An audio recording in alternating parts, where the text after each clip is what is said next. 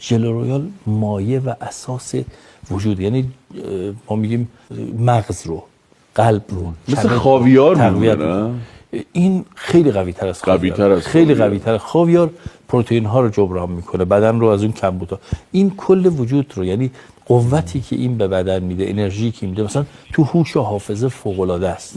مثلا فکرش نمیکنه، ولی تو هوش و حافظه فوق العاده اثرات خوبی داره. توی یائسگی ها اثر داره، گرگرفتگیایی که ایجاد میشه این میتونه کمک کننده باشه به درمان. اینا مقالات متعدد است و کار شده، ثابت شده است اینا خیلی. توی پوکی استخوان میتونه کمک بکنه به افراد اگر محدود و به مقدار لازم مصرف کنه. توی نازایی که گفتم اشاره کردم خیلی مفیده ژل رویال. و تو گوارش تو معده و گوارش و معده و روده رو خیلی تقویت میکنه. تو پوست خیلی موثره. یه مدت مثلا کسایی که چند هفته بگذره از خوردن ناشتای ژل رویالشون غذا نخورن، بعدش اصلا اثرات پوستیشو کاملا واضح می‌بینن، نشاط پیدا کنه.